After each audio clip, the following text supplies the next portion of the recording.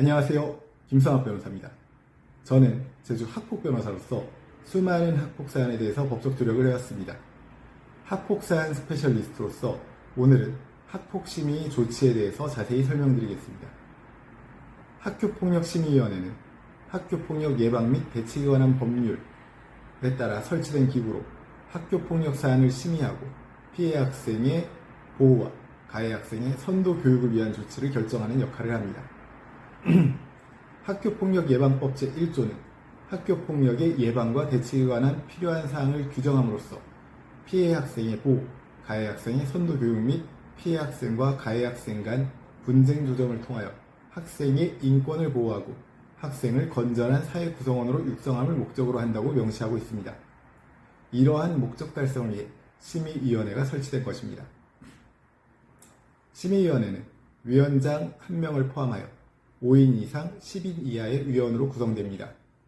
특히 중요한 점은 전체위원회 과반수를 학부모 전체회의에서 직접 선출된 학부모 대표로 위촉해야 한다는 것입니다. 다만 학부모 전체회의에서 학부모 대표를 선출하기 곤란한 사유가 있는 경우에 학급별 대표로 구성된 학부모 대표회의에서 선출된 학부모 대표로 위촉할 수 있습니다. 학교폭력 예방법 제2조 제1호에 따르면 학교폭력이란 학교 내외에서 학생을 대상으로 발생한 상해, 폭행, 감금, 협박, 약취, 유의, 명예훼손, 모욕, 공갈, 강요, 강제적 심부름 또는 성폭력, 따돌림, 사이버 폭력 등에 의해서 신체, 정신 또는 재산상의 피해를 수반하는 행위를 말합니다. 학교폭력 사안은 피해자나 그 보호자의 신고, 목격자의 신고, 학교 교직원의 발견 등 다양한 경로로 인지될 수 있습니다. 학교폭력 예방법 제20조에 따라 학교폭력 현장을 보거나 그 사실을 알게 된 자는 학교 등 관계기관에 이를 즉시 신고해야 할 의무가 있습니다. 학교폭력 사안이 접수되면 학교의 학교폭력 전담기구에서 기초조사를 실시합니다. 이 과정에서 피해 학생, 가해 학생, 목격자 등을 면담하고 관련 증거를 수집합니다. 조사 결과를 바탕으로 학교장은 심의위원회 개최를 요청합니다. 심의위원회는 학교장의 요청에 따라 회의를 소집하고 사안을 심의합니다. 이 과정에서 다음과 같은 절차적 요건을 준수해야 합니다. 가해 학생과 피해 학생 및 그 보호자에게 회의, 일시, 장소, 안건을 사전에 통지해야 합니다. 가해 학생과 피해 학생 및 그 보호자에게 의견 진술의 기회를 부여해야 합니다. 필요한 경우 전문가의 의견을 청취할 수 있습니다. 판례에 따르면 심의위원회는 교육장에게 가해 학생에 대한 조치를 요청하기 전 가해 학생 및 그 보호자에게 의견 진술의 기회를 부여하는 등 적정한 절차를 거쳐야 한다고 판시한 바 있습니다.